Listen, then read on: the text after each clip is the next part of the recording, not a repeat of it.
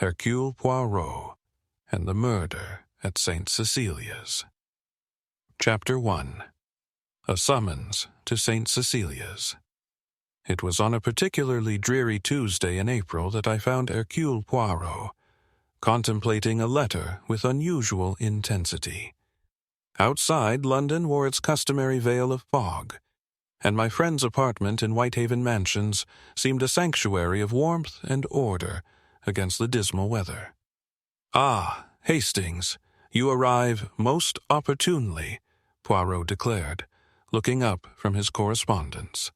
His eyes twinkled with that familiar spark that, through years of association, I had come to recognize as the harbinger of an interesting case. "Good morning, Poirot.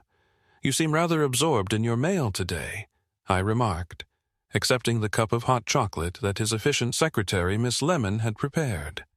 "Indeed, mon ami, it is a most intriguing communication from an old acquaintance, Lady Westholme. You remember her, perhaps, from the affair at Mesopotamia." I confessed I did not. "No matter. She is now a benefactor of an educational establishment, St. Cecilia's Finishing School for Girls, a most respectable institution, I understand. Young ladies of good family are taught deportment, languages, music, all the accomplishments necessary for society." "And there's been a crime?" I asked, settling into my chair. No, Hastings. Always you leap to conclusions." He tapped the letter with one perfectly manicured finger. "Lady Westholme expresses, how shall I say, concerns, vague yet persistent, about the school's new music teacher and the headmistress's recent behavior. Most curious." "Hardly sounds like a case for Hercule Poirot," I observed. "Ah, but there is something here, Hastings. The little hints between the lines. Lady Westholme writes with precision. She is not a woman given to fancies.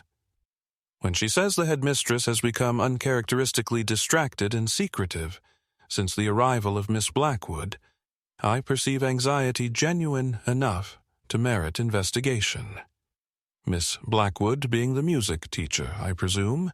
Precisely so. Lady Westholme has arranged for me to give a lecture at the school on famous cases, a pretext, you understand, for my observations. Will you go, then?" Poirot smoothed his magnificent mustache with meticulous care before responding. "The little gray cells they are in need of exercise, and this St. Cecilia's, it intrigues me. A closed community, Hastings. Always they harbor the most fascinating secrets. 2 days later found us on a train bound for the Sussex countryside. Poirot sat opposite me, immaculate as ever, in his perfectly pressed suit, occasionally consulting a small notebook containing facts about the school that Miss Lemon had compiled. "Founded in 1887, he murmured. "Currently under the direction of Miss Arabella Thornfield, who has been headmistress for 17 years. Reputation excellent. Notable alumni include 2 duchesses and but appearances, Hastings. They are often deceiving, are they not? Since Cecilia's proved to be an imposing Victorian edifice set amid carefully tended gardens, Gothic spires reached toward the sky, and ivy clung tenaciously to the red brick walls. We were met at the entrance by a severe-looking woman who introduced herself as Mrs. Danvers, the school secretary. "Lady Westholme telephoned to say you'd been delayed, Monsieur Poirot," she said, consulting her wristwatch. "Miss Thornfield is conducting afternoon prayers in the chapel, but will receive you afterward." She led us through hushed corridors, where our footsteps echoed on polished floors. Uniformed girls passed in orderly lines, casting curious glances at Poirot's distinctive figure. I noticed that several members of staff regarded us with barely concealed interest. "That is Miss Blackwood," Poirot whispered, as a slender young woman in a modest gray dress crossed the main hall. She carried a stack of sheet music and walked with her eyes downcast, as though reluctant to engage with her surroundings. I observed nothing particularly remarkable about her. She appeared quiet, perhaps a little plain, with her dark hair drawn back severely from her face. Yet Poirot watched her with that peculiar intensity that I knew meant his formidable powers of observation were engaged. Our tour continued through a hall lined with photographs. Our Hall of Honor, Mrs. Danvers explained, distinguished alumni, former headmistresses, and notable achievements. It was here that a curious incident occurred. Miss Blackwood had emerged from a side room and was crossing behind us when she suddenly halted before one of the photographs. I might not have noticed had Poirot not stiffened beside me. Her face, for an instant, transformed, a flash of such raw emotion that I was startled by its intensity. Pain, recognition. Before I could decide, her composed mask returned and she continued on her way. "Most interesting," murmured Poirot. Mrs. Danvers showed us to the visitors' parlor, where we were served tea while awaiting the headmistress. Poirot sipped his beverage with his characteristic precision. "Tell me, Mrs. Danvers," he inquired casually, "how long has Miss Blackwood been at St. Cecilias?" "Only this term, Monsieur Poirot. She came with excellent references from a school in Switzerland." "Switzerland? A most beautiful country, and Miss Thornfield, she is satisfied with the new appointment." Something flickered in the secretary's eyes. Miss Thornfield makes all staff decisions with the utmost care. Now, if you'll excuse me, I must return to my duties. Miss Thornfield will join you shortly. Left alone, Poirot rose and examined the room with methodical attention. A school with traditions, Hastings. Observe the photographs, the trophies. History is revered here. Before I could respond, the parlor door opened to admit a tall, imposing woman in her 50s. She had iron-gray hair, arranged in a severe style, and piercing blue eyes that assessed us with cool authority. "Monsieur Poirot, I am Arabella Thornfield. Lady Westholme speaks highly of your lecture series. We are honored to welcome you to St. Cecilias." Their conversation was interrupted by a sound that seemed to freeze the very air in the room, a high, terrified scream that echoed through the corridors. Miss Thornfield's face drained of color as she rose abruptly. "Chapel," she whispered. We followed her running figure through the corridors to the school's chapel, where a crowd was already gathering. A young student stood trembling at the entrance, her face ashen. Inside, slumped over the organ, lay Miss Thornfield's imposing figure, utterly still. Pinned to her chest was a piece of paper bearing what appeared to be a Bible verse. The stern, formidable headmistress of St. Cecilia's finishing school for girls would never rise again. Chapter 2. The Order of Things. The chapel of St. Cecilia's had transformed from a place of quiet devotion to the center of a murder investigation with alarming swiftness. Girls were ushered away by ashen-faced teachers, while Poirot knelt beside the body of Miss Thornfield, his eyes narrowed in concentration. "Do not touch anything, if you please," he instructed a well-meaning matron who had stepped forward. "The police must see everything exactly as it is found." I glanced at the paper pinned to the headmistress's chest. The Bible verse, written in a neat, precise hand, read, "The sins of the father shall be visited upon the children." "A message of vengeance, would you say, Poirot?" I asked quietly. My friend did not answer immediately. He was examining the position of the body with that peculiar intensity I knew so well. Miss Thornfield sat slumped over the organ keys, one hand fallen to her side, the other still resting on the ivory. Her austere features were contorted in what appeared to be surprise rather than pain. "Observe Hastings," he murmured at last. "The teacup." He indicated a delicate china cup that had fallen to the floor beside the organ bench, its contents spilled across the polished wood. You perceive the faint aroma? I leaned closer. Almonds, precisely. Bitter almonds, most suggestive, is it not? And yet, he frowned slightly, his fingertips hovering above the spilled liquid, without touching it. Our examination was interrupted by the arrival of Inspector Japp from Scotland Yard, who had been summoned with remarkable speed. "Well, well, Poirot," he said, removing his hat. "Lady Westholme telephoned me directly, said you were already on the premises and might have insights. Convenient timing, what? Not for poor Miss Thornfield," Poirot replied solemnly. "You understand, my friend, I was here merely to give a lecture. This tragedy, it was not anticipated." Japp nodded briskly. "Right then, what have we got?" "Poisoning, almost certainly," Poirot replied. "The bitter almond scent suggests cyanide, though there are other substances that produce similar effects. I would advise a most thorough post-mortem examination."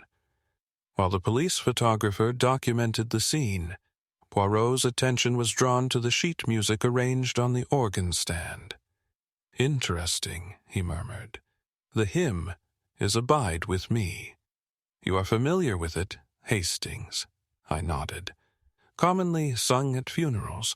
Indeed, and yet today was not a funeral service, but routine afternoon prayers." He carefully examined the edges of the pages. "Observe how precisely they are aligned, most particular." Japp's men had begun questioning the staff and students. I overheard fragments of the initial interviews, shock, disbelief, and the repeated assertion that Miss Thornfield had no enemies. When at last we adjourned to the headmistress's study, Poirot insisted on examining the room before anything was disturbed. It was a handsome chamber, lined with books, and dominated by a massive oak desk, upon which papers were arranged in meticulous order. Miss Thornfield valued precision, Poirot observed, indicating the perfectly aligned stationery, the carefully arranged pens. "Everything in its place. That makes any disturbance all the more noticeable," I suggested. "Exactly so, my friend." Japp joined us, notebook in hand. "The secretary, Mrs. Danvers, says Miss Thornfield was reviewing student files yesterday. Spent hours at it, apparently." "Current students?" I inquired. "That's the odd bit. According to Mrs. Danvers, she was going through records from 15 years ago.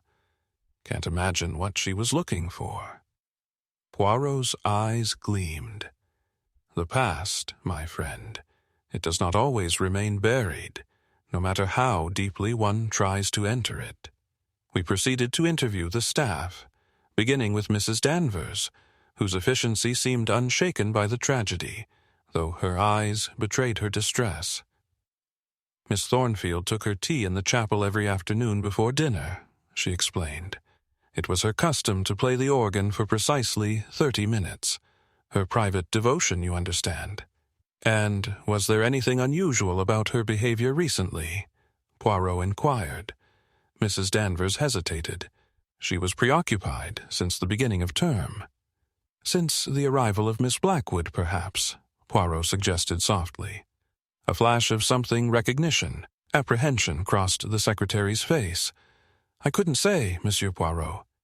Miss Thornfield did not confide her personal concerns to me.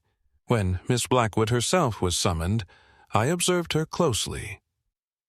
She entered the room with quiet dignity, her face pale but composed. Only her hands clasped tightly before her betrayed any agitation. "This is a dreadful business, Miss Blackwood," Jack began. "I understand you are new to the school this term." "Yes, Inspector. I arrived 6 weeks ago, and your previous position." "I taught music at the Institut Mont Blanc in Switzerland." Poirot, who had been examining a paperweight on the desk, looked up sharply. "Switzerland? A beautiful country. You are Swiss, perhaps? No, Monsieur Poirot, I am English, though I have spent many years abroad.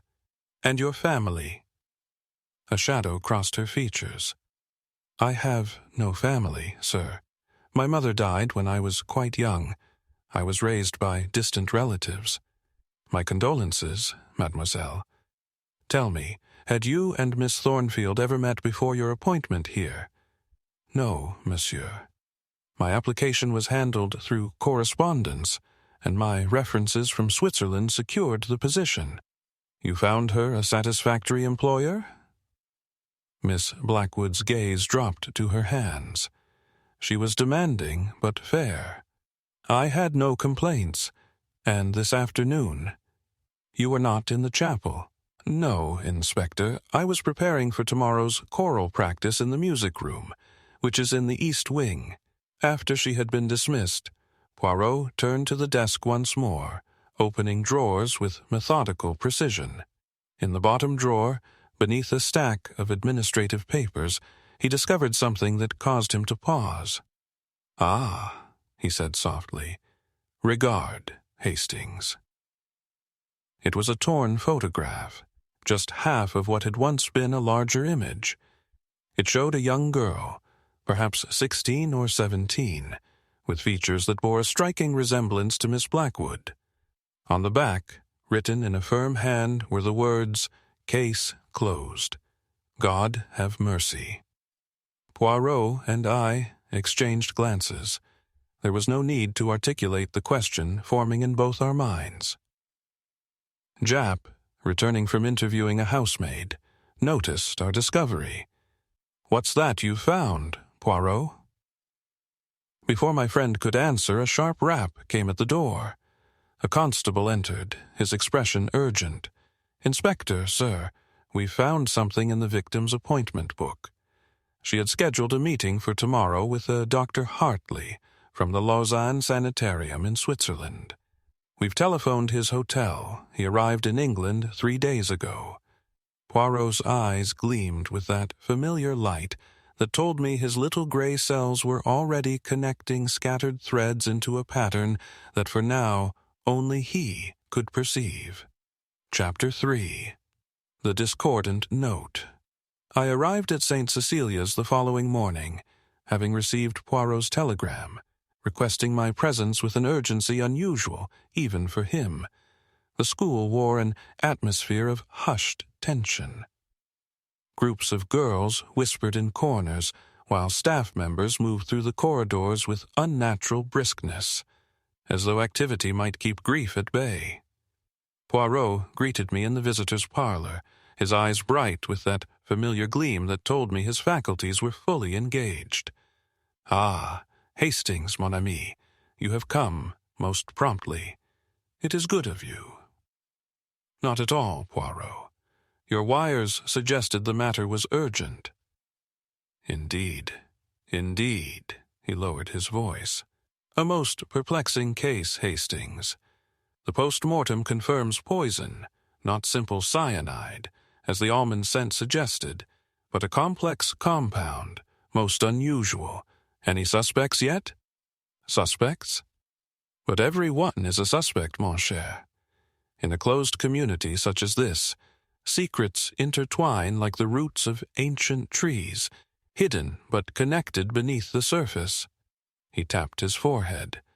"The little gray cells, they work ceaselessly on the problem."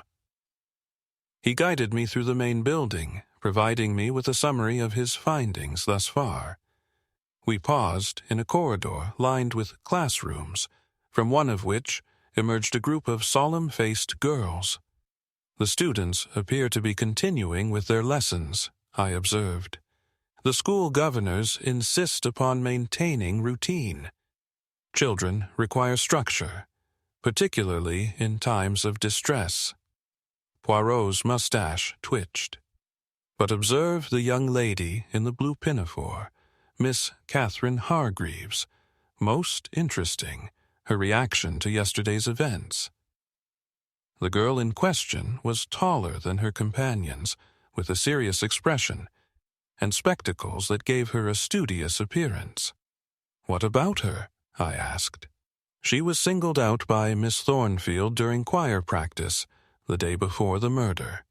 A minor mistake in her singing, yet the headmistress's reprimand was, by all accounts, disproportionately severe. And this happened under the direction of Miss Blackwood?" "Precisely." The new music teacher observed the entire incident with what witnesses describe as unusual intensity. But come, let us speak with some of these young ladies. With permission from their mathematics teacher, we interviewed several students in an empty classroom. Most expressed shock and sadness at the headmistress's death, though few seemed genuinely grieved. Miss Thornfield, it appeared, had been respected rather than loved.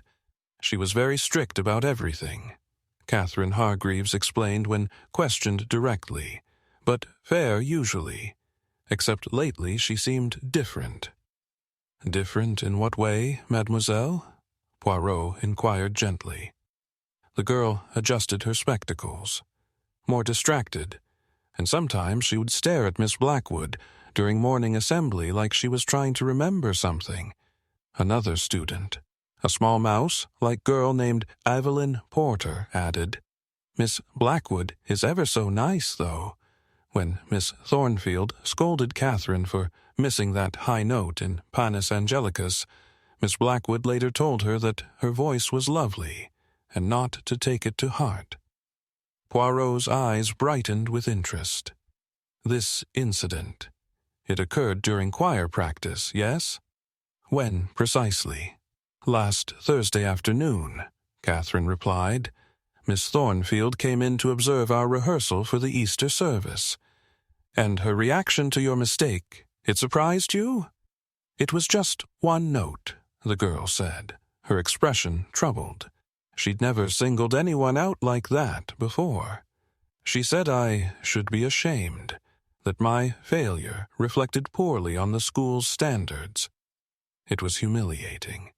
After concluding our interviews with the students, Poirot led me toward the administrative wing. "Jap has returned to London temporarily," he explained. "A development regarding the Swiss connection. It seems this Dr. Hartley from the Lausanne Sanitarium is not merely visiting England by coincidence. Oh, Miss Thornfield wrote to him specifically, requesting information about a former patient. Most intriguing, is it not?" We passed the chapel, now sealed with police tape, and continued toward a separate building, connected by a covered walkway. "The music wing," Poirot explained. "I wish to examine Miss Blackwood's domain." The music room was a large, airy space, dominated by a grand piano. Tall windows overlooked the garden, and framed portraits of composers adorned the walls. The room was empty when we entered, the piano lid closed. "She spends much time here," Poirot observed, moving about the room with careful attention. "Observe the orderly arrangement of the sheet music, the precisely positioned chair. Miss Blackwood values order like her late employer." He examined the bookshelf containing musical scores and instructional texts. Among them, somewhat incongruously, stood several volumes on botany. "An unusual interest for a music teacher, perhaps," I suggested. "Perhaps," Poirot agreed, "though many educated ladies cultivate diverse intellectual pursuits." He was interrupted by the sound of footsteps in the corridor. We turned to see Miss Blackwood herself enter, stopping short at the sight of us. "Forgive the intrusion, mademoiselle," Poirot said smoothly. "We are merely acquainting Captain Hastings with the school grounds."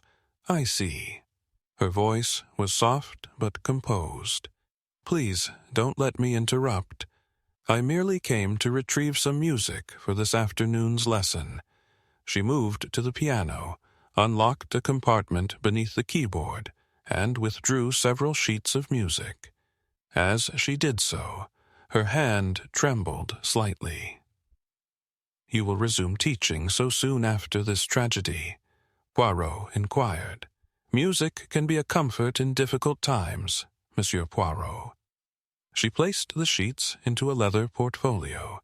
"If you'll excuse me." After she had gone, Poirot's gaze lingered on the piano. "Let us see what our new music teacher finds so calming, shall we?" He opened the lid and examined the sheet music left on the stand. Chopin's Nocturne in C-sharp minor, a piece of great emotion, Hastings. Seating himself at the piano, Poirot played a few notes with surprising dexterity. "I am no virtuoso, but I recognize this melody. It is familiar yet." His fingers continued to move over the keys, transitioning from Chopin's composition to a simpler, haunting tune. "What is that?" I asked. "A lullaby, Hastings, very old. My mother sang it when I was a child." His expression grew thoughtful. "Come, there is more to investigate." Inspector Japp had returned by late afternoon, bringing with him a file of papers. "You were right about the Swiss connection, Poirot," he announced. "When we met in Miss Thornfield's office, Lausanne Sanitarium is a private mental institution. According to Dr. Hartley, Miss Thornfield contacted him specifically about a former patient, a young woman committed there 15 years ago, a Catherine Sinclair." "And the reason for her commitment?" Poirot inquired. "Acute melancholia. Following her expulsion from Japp, consulted his notes, St. Cecilias finishing school for girls. Later that evening, while exploring the chapel at Poirot's insistence, we made a discovery that caused my friend's eyes to gleam with excitement. Behind a panel in the organ, concealed from casual inspection, lay a collection of newspaper clippings. They detailed a scandal from 15 years prior, allegations of theft against a student named Catherine Sinclair, leading to her expulsion and subsequent breakdown. "The past returns to haunt the present," Poirot murmured, examining the yellowed clippings. "But who placed these here, mon ami? And why now?" The question hung in the air between us, unanswered. Chapter 4. Shadows of the Past.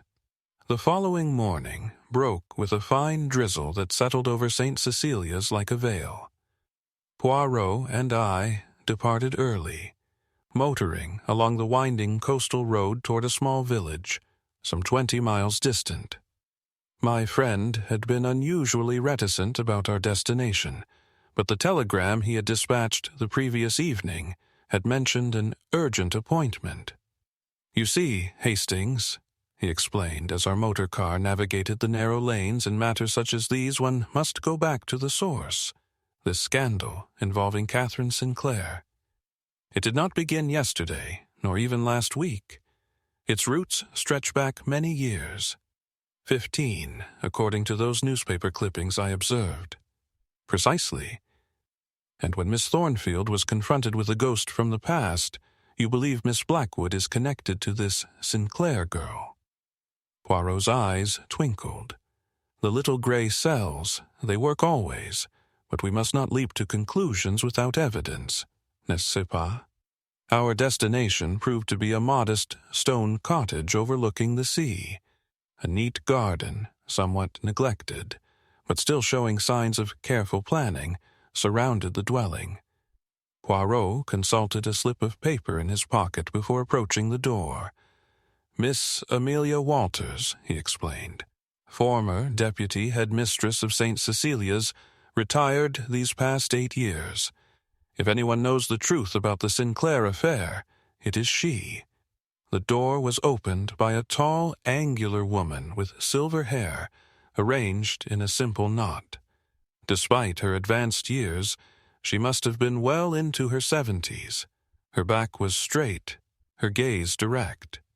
"Monsieur Poirot?" she inquired, her voice carrying the crispness of one accustomed to command. "Lady Westholme telephoned. You'd better come in." We were shown into a small sitting room, where every surface was adorned with photographs.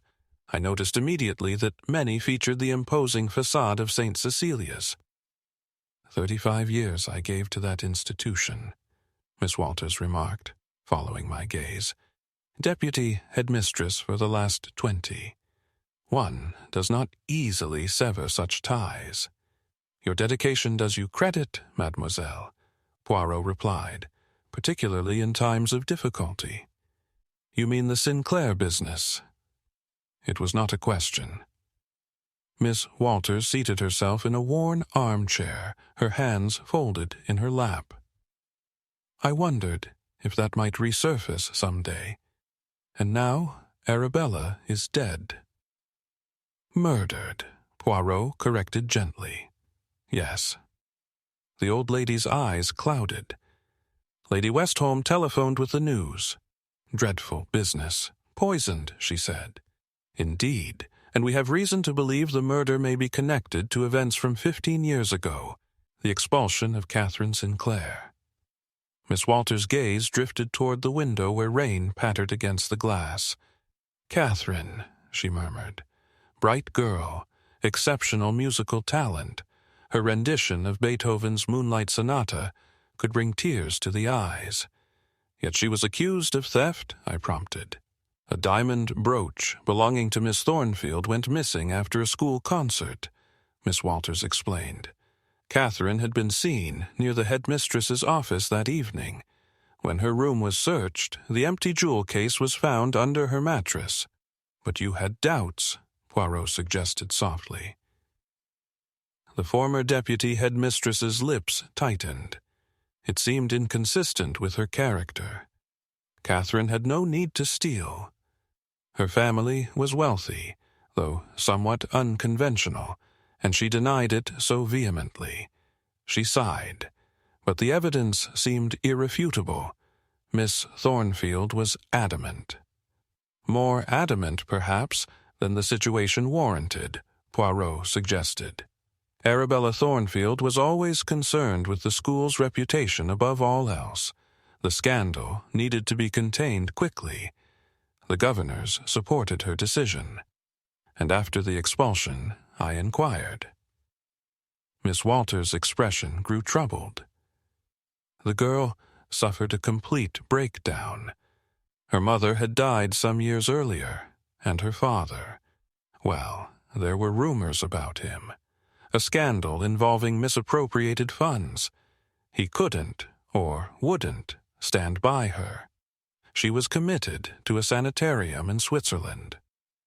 "The Lausanne Sanitarium," Poirot confirmed. Miss Walters looked surprised. "Yes, how did you know?"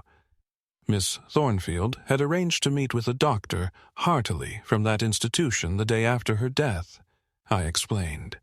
"Indeed," the old lady's eyebrows rose. "That is suggestive. Tell me, mademoiselle," Poirot leaned forward, "what became of Catherine Sinclair? I lost track of her after she was institutionalized. I wrote several times but received no reply. I heard rumors some years later that she had died, a tragic end to a promising life." Poirot's expression remained thoughtful. "And if I were to tell you that a new music teacher has recently joined the staff at St. Cecilias, a Miss Eleanor Blackwood, who came from Switzerland?" Miss Walters's face paled visibly. "That's impossible. Unless—" She shook her head firmly. "No, Catherine would be in her 30s now. Miss Blackwood cannot be her." "Perhaps not," Poirot conceded. "But might she be connected in some way? A friend, perhaps? Or a relative?" Miss Walters finished. She was silent for a long moment. "Catherine had no siblings, that I recall. But there was something, a rumor, nothing more, that she might have been in a delicate condition at the time of her expulsion. The implication hung in the air between us." "I see," said Poirot softly. "Most interesting." We departed shortly thereafter, Miss Walters pressing upon Poirot a faded photograph showing her with a group of students from that era. "Catherine is the third from the left," she explained. "Perhaps it will assist your investigation." In the motor car, Poirot examined the photograph with his pocket magnifying glass. "Observe, Hastings," he murmured. "The resemblance is striking, is it not?" I looked closely at the girl. Indicated a serious-faced young woman with dark hair and a certain intensity in her expression. The likeness to Miss Blackwood was indeed remarkable. Could they be the same person, I wondered. "The age would be wrong by some 15 years, Poirot replied. "But a daughter, that is another matter entirely." Our return to St. Cecilias was delayed by a mechanical issue with the motor car necessitating a stop in a village garage. It was early evening by the time we reached the school grounds. Poirot insisted on returning immediately to his room to refresh himself before dinner. When I entered my own accommodations, I noticed at once that something was amiss. The papers Poirot had entrusted to me, including the newspaper clippings from the chapel, had been disturbed, though nothing appeared to be missing. More significantly, on my pillow lay a folded note on plain white paper. Inside, written in a neat, precise hand, were the words, "Some injustices cry out for remedy." I hurried to Poirot's room to share this discovery, only to find him engaged in an animated telephone conversation. "Oui, certainement," he was saying. "C'est impossible et pourtant." He glanced up at my entrance, his expression grave. "One moment," he said into the receiver before covering the mouthpiece. "What is it, Hastings? You look disturbed." I showed him the note. His eyes narrowed as he read it, then returned to the telephone. "Inspector? One more question. The death certificate for Catherine Sinclair. You have examined it personally? Bon. And the date? Je comprends. Most illuminating." After replacing the receiver, Poirot turned to me, his expression troubled, yet excited in that peculiar way that always indicated a significant breakthrough. "It seems, mon ami, that Catherine Sinclair supposedly died in the Swiss asylum 10 years ago of consumption, according to the records. And yet, I prompted. Poirot held the death certificate Japp had faxed to the school office earlier that day. His finger tapped a small irregularity in the document, an almost imperceptible discrepancy in the typeset of certain characters. The little gray cells, Hastings. They insist that this document has been altered, most professionally, but altered nonetheless. Chapter 5. The little gray cells at work.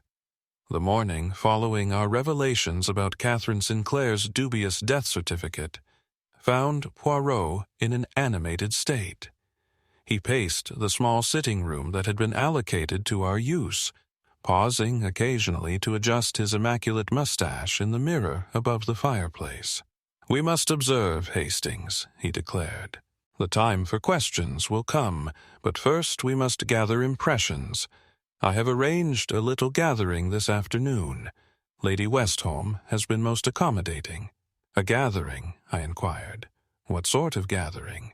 "Tea, mon ami, that most English of institutions. The staff and senior students will attend in the main drawing room. Lady Westholme suggested it might restore a sense of normality to the school routine. And your purpose?" I knew my friend well enough to recognize when he had ulterior motives. His eyes twinkled. "Observation, Hastings. Always observation." The gathering proved to be a subdued affair. Tea was served by white-gloved maids, while conversation remained politely anchored to neutral topics. Poirot moved among the assembled company with surprising grace for one of his retuned build, engaging in brief conversations and observing everything with his keen eyes. I positioned myself near the tea service as instructed, noting how each person prepared their beverage. Most followed conventional English custom, but I noticed Miss Blackwood's method was distinct. She added a slice of lemon, followed by honey, and stirred precisely 3 times before returning the spoon to the saucer. When I reported this to Poirot later, his eyes gleamed with satisfaction. "Excellent, Hastings. You have observed something of significance. The late Miss Thornfield prepared her tea in exactly this manner, most unusual and quite foreign to English custom. Yet Miss Blackwood, who claims no prior acquaintance with the head mistress, has adopted the identical habit. Perhaps she observed Miss Thornfield during school meals," I suggested. "Perhaps," Poirot allowed. "Or perhaps she learned this ritual many years ago from one who wished to emulate Miss Thornfield in all things." He tapped his fingers against his lips, deep in thought. "We must search Miss Blackwood's rooms, Hastings. Discreetly, of course. Surely Japp could obtain a warrant." No, official police. They must follow procedures. But we seek only confirmation of a theory, not evidence for court. Come, the dinner hour approaches. The staff will be occupied. I confess I felt uncomfortable as we made our way to the teacher's wing.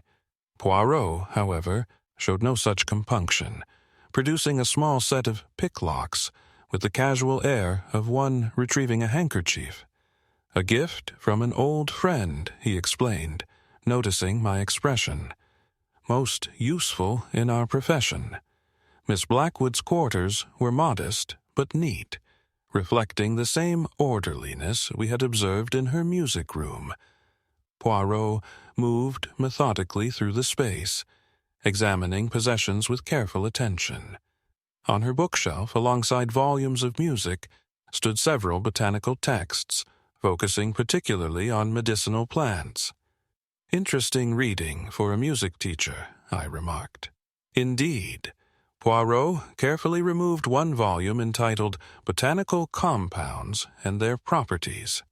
Inside, various passages were underlined, including a lengthy section on plant-derived poisons and their effects.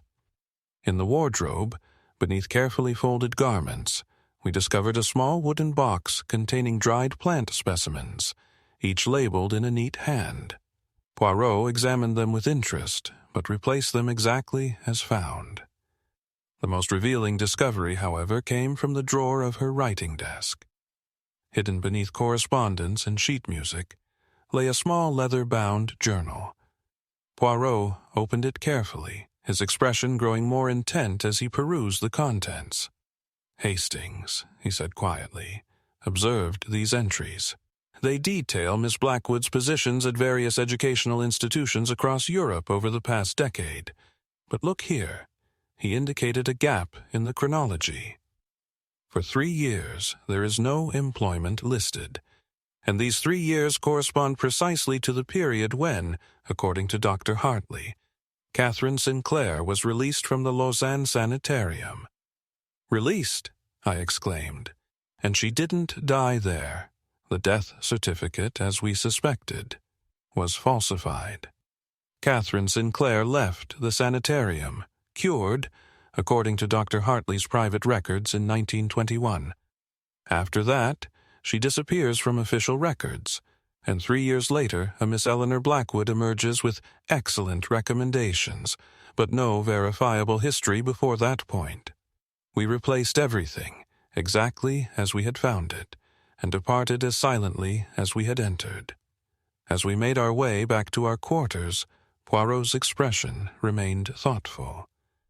"There is more to discover, Hastings. I have requested information about Catherine Sinclair's family. If she had a child, as Miss Walters suggested, what became of it? We must learn more." The telegram arrived during dinner, a terse communication from Inspector Japp. "Sinclair child confirmed. Stop born, Swiss asylum. Stop adopted. By maternal Aunt Harrison. Stop further details. Following stop, Jappy." Poirot's eyes gleamed with satisfaction as he tucked the telegram into his pocket. "The pieces, they begin to assemble themselves, do they not?" Later that evening, a memorial service was held in the school's secondary chapel, the main one still being sealed as a crime scene. Miss Blackwood had been requested to play the organ. She performed with technical precision, her expression composed as she accompanied the school choir through hymns selected to honor the deceased headmistress. I observed her carefully, noting the perfect control she maintained over her features. Only once did her composure falter when Lady Westholme rose to deliver a eulogy, praising Miss Thornfield's unwavering dedication to maintaining the school's standards and reputation. The service concluded with a solemn rendition of "Abide with Me," the same hymn that had been open on the organ when Miss Thornfield was murdered.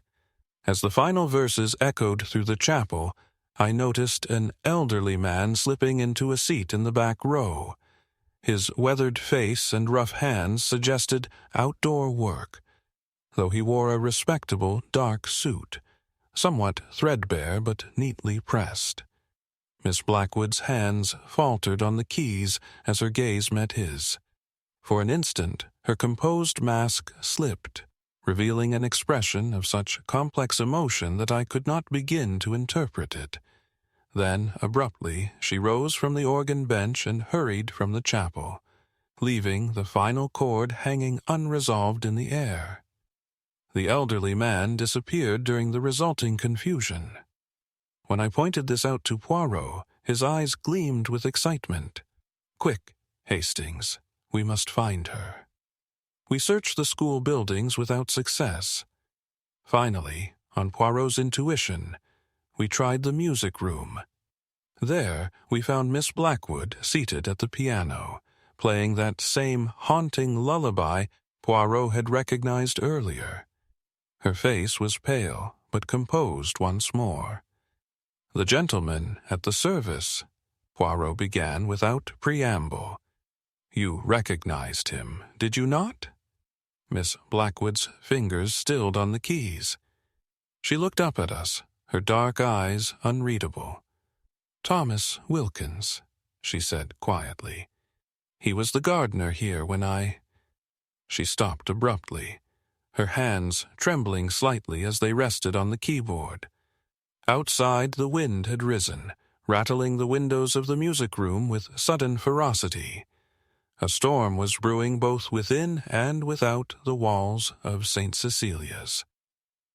Chapter 6. The Music of Truth. Dawn broke with a clarity that belied the emotional tempest within St. Cecilias. Poirot was already dressed and had completed his morning routine with characteristic precision when I joined him for breakfast. "We must locate this Thomas Wilkins without delay," he announced, delicately dabbing his lips with a napkin. If he was indeed the gardener during the Sinclair affair, his testimony could prove invaluable. Finding Wilkins proved less challenging than anticipated. The local village postmistress, delighted by Poirot's continental charm, readily divulged that the former gardener lived in a cottage on the edge of the village commons. The dwelling was humble, but meticulously maintained, with a garden that displayed the hand of an experienced horticulturist. Wilkins himself answered our knock, a weathered man in his 70s, straight-backed despite his years, with calloused hands and observant eyes. "I wondered when you'd come," he said simply, stepping aside to admit us. "Saw you with the police at the school. Figured it wouldn't be long." The interior of the cottage reflected its owner's character, plain, orderly, without pretension. Framed botanical illustrations adorned the walls, and a collection of gardening implements hung in precise arrangement beside the hearth. "You attended the memorial service yesterday," Poirot began. Wilkins nodded. "Wanted to see her for myself. The resemblance is unmistakable." "Her?" Poirot raised an eyebrow. "Miss Blackwood? Though that's not her name, is it? She's Catherine's girl. Has her mother's hands, a pianist's hands, knew it the moment I saw her at the organ." Poirot's eyes gleamed. "You knew Catherine Sinclair well, tended the gardens at St. Cecilias for 32 years, Wilkins replied. Watched generations of girls come and go. Catherine was special. Kind to everyone, regardless of station. Would sit on the garden bench and play her portable chess set with me during her free periods. Brilliant mind, that one. And the incident that led to her expulsion, I prompted. Wilkins's face darkened. A travesty. She never took that brooch. "You seem certain," Poirot observed. "I know what I saw." The old gardener leaned forward. "That evening, after the concert, I was trimming the ivy outside Miss Thornfield's office. The window was open, warm night it was. I saw Miss Thornfield remove that diamond brooch herself and place it in her desk drawer. Later claimed it was stolen from her dressing table. Did you report this?" I asked. "Who'd believe a gardener over the headmistress? Besides, by the time I learned, Catherine had been accused. The jewel case had already been found in her room." His gnarled hands clenched. Convenient, that. Too convenient. "Why would Miss Thornfield do such a thing?" Poirot inquired. Wilkins hesitated, then reached for a tin box on the mantelpiece. From it, he withdrew a yellowed newspaper clipping. 3 months before Catherine's expulsion, this appeared in the financial pages. Small item easily overlooked, unless you knew what to look for. The article detailed the collapse of an investment scheme. Among the directors named was Harold Sinclair, Catherine's father. Miss Thornfield had invested heavily in Sinclair's company, Wilkins explained. Lost a small fortune when it failed. Revenge and recuperation, that's what I figured. The school governors paid her handsomely to handle the scandal discreetly. "And Mrs. Danvers?" Poirot asked. "The school secretary?" "She would have been present during this period. Thornfield's creature, through and through," Wilkins confirmed, "helped orchestrate the whole affair. Probably the one who planted the jewel case." As we departed, Poirot turned back. "One final question, Monsieur Wilkins. The child, Catherine's child, you knew of its existence." The old gardener's expression softened. "She wrote to me once from the asylum, said they'd taken her baby away, given it to her mother's sister. Begged me to find out if the child was well. I tried, but the family had moved abroad. Lost track of them after that. Upon our return to St. Cecilias, we found Inspector Japp had arrived with additional information. Records confirm Catherine Sinclair was released from Lausanne Sanitarium in 1921. He reported in the privacy of our quarters. The death certificate was indeed falsified. Common practice in those days for patients with certain diagnoses spared the family embarrassment. "And the child?" Poirot inquired. "A daughter born in 1927, Japp confirmed, adopted by Catherine's aunt, Margaret Harrison. They lived in Switzerland until the aunt's death 10 years ago." "Approximately when Miss Eleanor Blackwood began her teaching career," Poirot noted. "Precisely. I've traced her employment history. Always respectable girls' schools. Moving every few years. Never staying long enough to form attachments. Working her way towards St. Cecilias, I'd wager." "To confront Miss Thornfield," I suggested. "Or to exact revenge," Japp added grimly. Poirot's expression remained contemplative. "Perhaps. Yet something troubles me about this scenario, my friends. The psychology. It is not quite right." Before he could elaborate, Lady Westholme entered, her aristocratic features arranged in an expression of concern. "Monsieur Poirot, I understand you've been making inquiries about Catherine Sinclair. I must insist on knowing the relevance to poor Arabella's murder." "All in good time, Lady Westholme," Poirot replied smoothly. "Tell me, you were on the board of governors during the Sinclair affair, were you not?" I was, though I took little part in the proceedings. Miss Thornfield handled the matter with her usual efficiency. And you approved her methods? Lady Westholme's expression hardened slightly. St. Cecilia's reputation is paramount. Arabella understood that better than anyone. After she had departed, Poirot suggested we speak with Miss Blackwood directly. We found her in the music room, composing what appeared to be a letter. Miss Blackwood, Poirot began without preamble, or should I say, Miss Sinclair. Her dark eyes met his steadily. Eleanor Blackwood is my legal name. But not your birth name, Poirot pressed gently. After a moment's hesitation, she nodded. Eleanor Sinclair Harrison was my birth name. Catherine Sinclair was my mother. Who sent you here? I asked. No one sent me, Captain Hastings. I came of my own accord after my aunt's death. I discovered my mother's diaries among her possessions. They detailed what had happened at St. Cecilias, the false accusation, the expulsion, her subsequent breakdown. And you sought justice, Poirot suggested. I sought truth, she corrected. My mother spent years in that asylum. Her reputation destroyed, her child taken from her. I needed to understand why, by becoming a teacher at the very institution that ruined her. By facing the woman responsible, she replied simply. I had no intention of harming Miss Thornfield. I merely wanted her to acknowledge what she had done, perhaps even clear my mother's name. Yet she was murdered. Jap interjected from the doorway, having followed us. Poisoned with a substance you have books about in your possession. I didn't kill her, Miss Blackwood insisted. Yes, I confronted her privately. She recognized me almost immediately.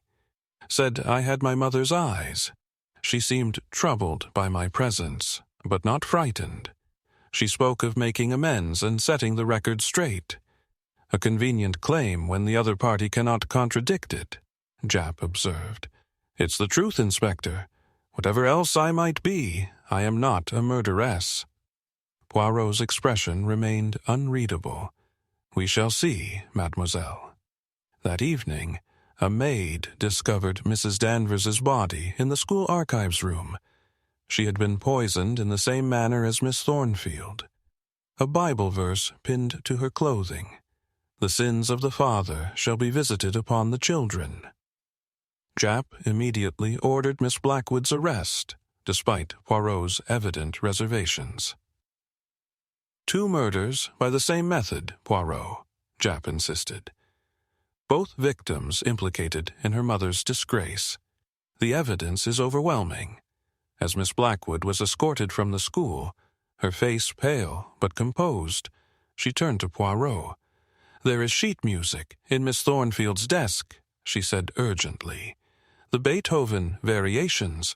Look at what she wrote in the margins. Later, examining the music in question, we discovered faint pencil notations that, when read in sequence, formed a message. Harrison, child, must reveal truth. Danger from. The final word had been erased. Chapter 7. The Instrument of Justice. It is too convenient, Hastings, Poirot declared, pacing our sitting room with uncharacteristic agitation. The morning light filtering through the curtains cast long shadows across the carpet. Miss Blackwood is the murderess. It arranges itself too neatly. Inspector Jap, seated in an armchair with a cup of cooling tea before him, appeared less troubled by his recent arrest. The evidence is substantial, Poirot. 2 murders, identical method. Both victims directly involved in her mother's disgrace. Botanical texts on poisons in her possession. The very poison used found among her things. "Found too easily," Poirot murmured. "Consider, my friend, if you planned such murders, would you retain the poison and literature that might incriminate you?" "People make mistakes," Japp countered, "even calculating murderers." I had been examining the sheet music retrieved from Miss Thornfield's desk, the Beethoven variations with their cryptic marginal notes. "What do you make of this warning, Poirot? Danger from—" And then nothing. Not nothing, mon ami. Observe the erasure. Someone deliberately removed the name Miss Thornfield had written. Japp leaned forward to examine the paper. Could have been Miss Blackwood herself. Erased her own name after committing the murder. Perhaps, Poirot allowed. But consider the chronology. According to Miss Blackwood, Miss Thornfield was contemplating making amends and setting the record straight. Yet she was murdered before she could do so. Why would Miss Blackwood kill her, just as she was about to clear Catherine Sinclair's name? Revenge, Japp suggested promptly. Waited 15 years for it, didn't she? The psychology, it is still not right, Poirot insisted. And these murders, they require planning, precision, yet they leave evidence so obvious that even the most inexperienced detective could follow it. He turned suddenly to Japp. "The poison, you have identified it precisely. Lab confirms it's derived from a rare plant extract. Acts similarly to cyanide, but leaves distinctive markers. Difficult to obtain unless one has botanical knowledge, or connections to someone who does," Poirot mused. Later that morning, we interviewed Dr. Hartley from the Lausanne Sanitarium, who had finally arrived from London. A thin, scholarly man with wire-rimmed spectacles, he brought with him Catherine Sinclair's medical records.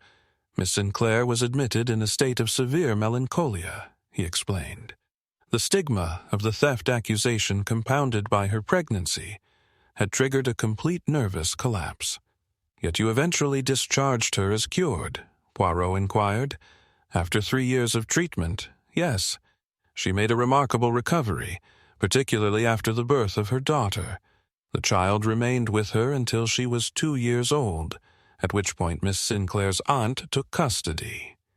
It was a mutual arrangement. Catherine recognized she needed time to establish herself independently. And did she?" Dr. Hartley nodded.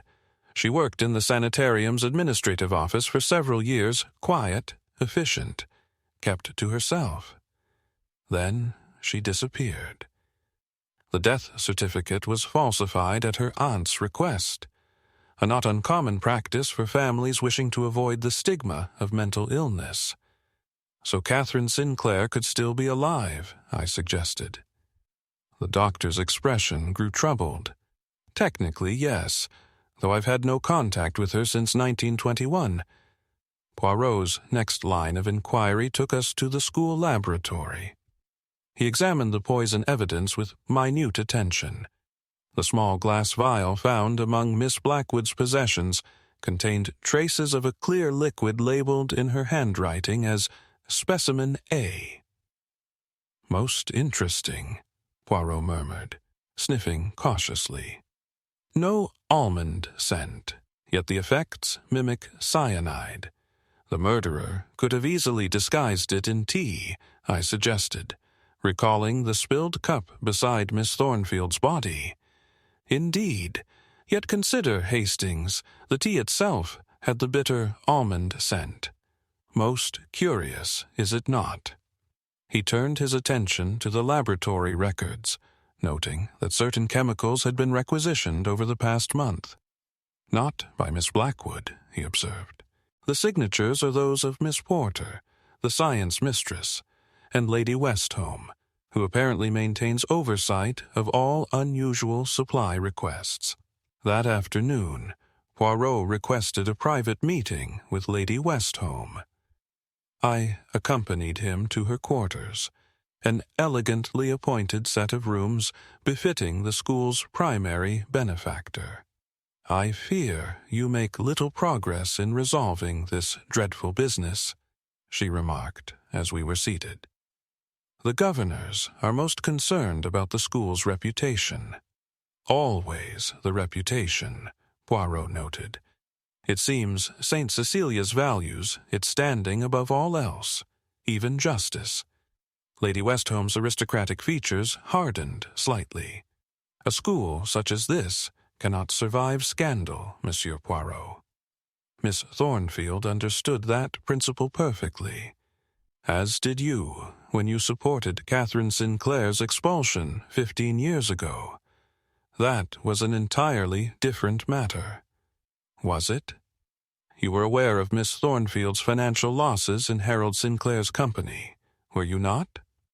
A flicker of unease crossed Lady Westholme's face. "I fail to see the relevance." "The relevance, madame, is motive. Miss Thornfield sought revenge against Catherine for her father's financial misdeeds. A revenge you facilitated as a member of the board. Those are serious allegations, Monsieur Poirot. Facts, madame, not allegations. And now history repeats itself. But this time it is Miss Thornfield who pays the price." Lady Westholme rose abruptly. "I believe our interview is concluded." "You forget yourself, sir." As we departed, Poirot appeared oddly satisfied with the encounter. "Observe how she manages her hands, Hastings. Did you notice?" "Can't say I did. The left one remains always partially concealed. Most curious. Our next stop was the library, where we found sheet music with coded messages in Miss Thornfield's handwriting. Musical notations that, when interpreted using a system Poirot deduced, revealed the headmistress had indeed recognized Eleanor's identity and had been contemplating a confession. She knew the truth would emerge, Poirot explained as we examined the documents. Miss Blackwood's arrival forced a confrontation with her past sins, and yet what? If Miss Blackwood is innocent, as she claims, who benefits most from these murders? Who feared what Miss Thornfield might reveal? Consider, Hastings. Both victims knew the truth about Catherine Sinclair's expulsion. That evening, Poirot announced to Japp that he had solved the case and would reveal all the following night. While Japp remained skeptical, arrangements were made for a gathering in the school library at 8 o'clock. "All the principal parties will attend," Poirot instructed, "including Miss Blackwood, who must be brought from custody for the occasion." I retired early that night, my head spinning with the complexities of the case. Poirot remained in our sitting room, arranging and rearranging notes in that precise manner that indicated his little gray cells were fully engaged. It must have been shortly after midnight when a tremendous crash awakened me. I leapt from bed to find that the heavy crystal chandelier in Poirot's room had plummeted onto his bed, smashing it to splinters. By some miracle of timing, Poirot himself had risen moments before to retrieve his reading glasses from the dresser. "It seems, mon ami," he remarked with remarkable composure as we surveyed the destruction, "that someone is most anxious to prevent tomorrow's revelations." The chandelier's supporting chain had been deliberately weakened, a fact confirmed by Japp's early morning inspection. Had Poirot remained in bed, he would certainly have been killed instantly. Chapter 8. The Final Movement. The library of St. Cecilias had been arranged for Poirot's denouement with meticulous care. Heavy curtains were drawn against the gathering dusk, and lamplight cast a warm glow over the assembled company. Inspector Japp sat to one side, notebook ready, his expression skeptical yet expectant. Miss Blackwood, brought from custody, was pale but composed, her hands folded quietly in her lap. Thomas Wilkins, the former gardener, had been summoned at Poirot's insistence, and sat uncomfortably on the edge of his chair, Lady Westholme occupied a position of prominence near the fireplace, her aristocratic features arranged in an expression of polite interest. Several staff members completed the gathering, including Miss Porter, the science mistress.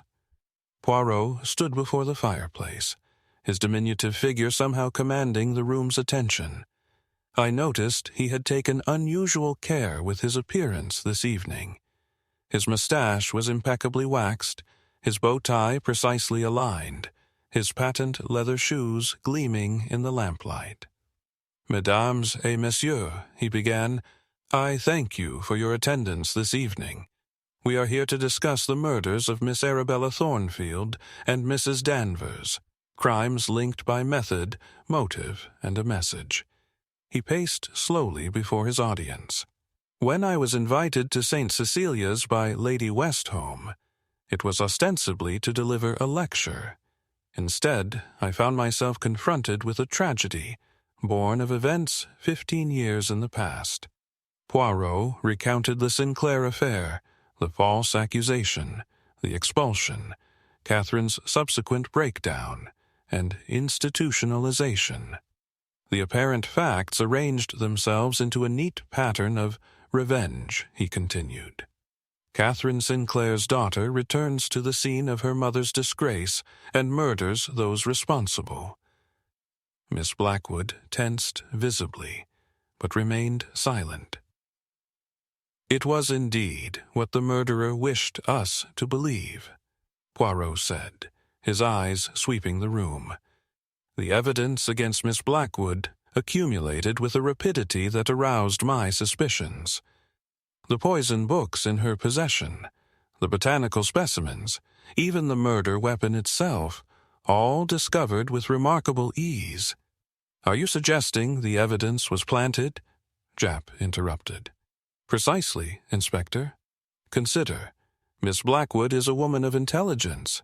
If she planned these murders, would she retain such incriminating evidence?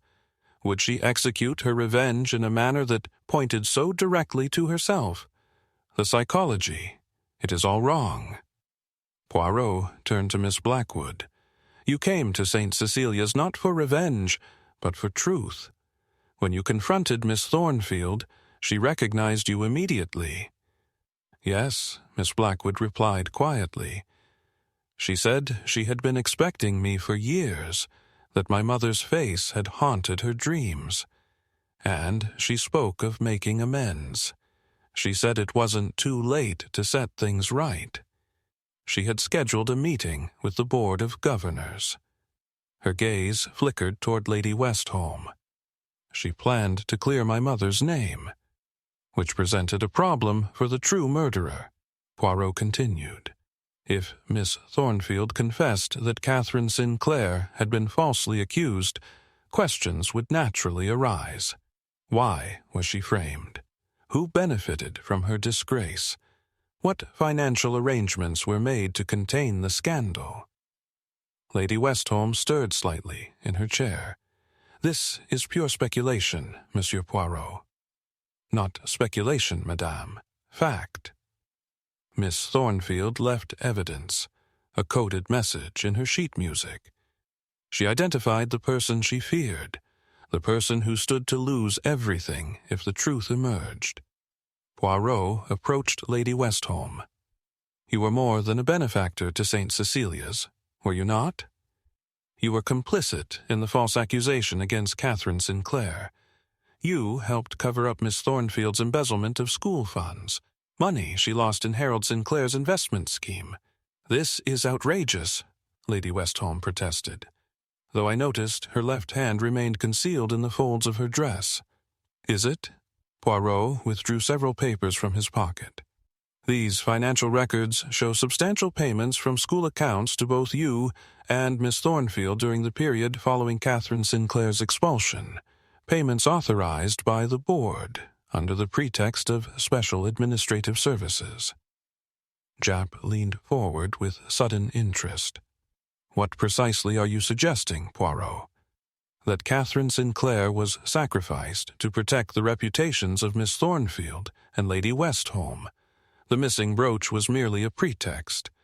The real crime was financial malfeasance on a significant scale, funds diverted from the school's endowment to cover personal losses. Poirot turned back to Lady Westholme. When Miss Blackwood arrived at St. Cecilias, Miss Thornfield recognized her immediately. The resemblance to Catherine was unmistakable. Her conscience, dormant for 15 years, finally awoke. She decided to confess, which you could not allow, I added, understanding dawning. The poison used in both murders is most distinctive, Poirot continued. A compound derived from a rare plant found in the East Indies, where Lord Westholme served as colonial governor. The chemical analysis shows it was combined with a substance that produces the scent of bitter almonds when heated, a deliberate attempt to suggest cyanide poisoning. Lady Westholme rose abruptly. "This is absurd. You have no proof." "On the contrary, madame. The handwriting on the Bible verses matches samples of your own, despite attempts at disguise. The distinctive chemical compound was requisitioned by you, personally, for the science department. And there is the matter of your injured left hand, burned, I believe, when preparing the poison solution." For a moment, the library was utterly silent. Then, with a movement startling in its swiftness, Lady Westholme reached into her handbag. "Look out!" Japp shouted, lunging forward, but Poirot remained calm.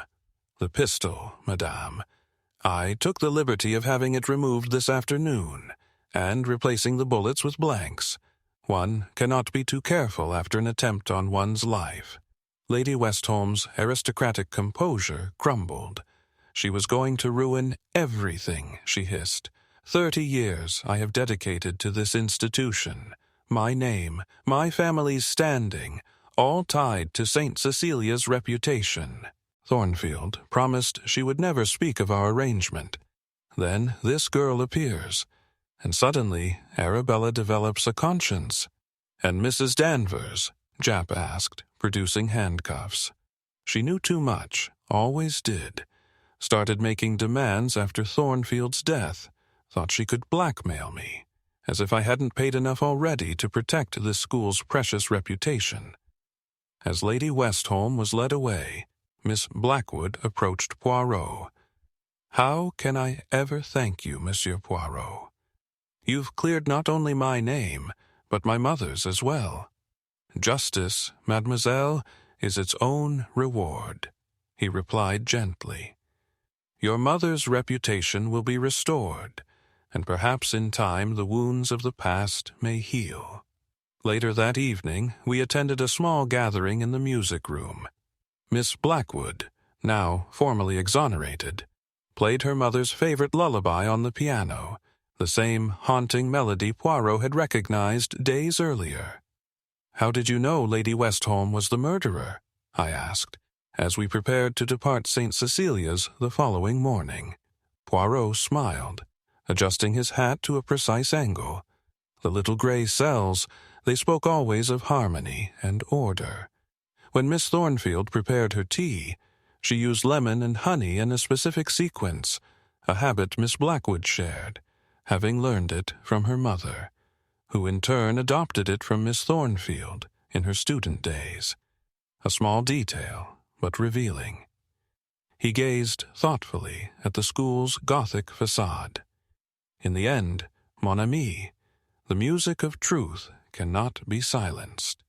It plays on, waiting for those with ears to hear its melody." The morning sun broke through the clouds as we departed, casting long shadows behind us, but illuminating the road ahead with golden clarity.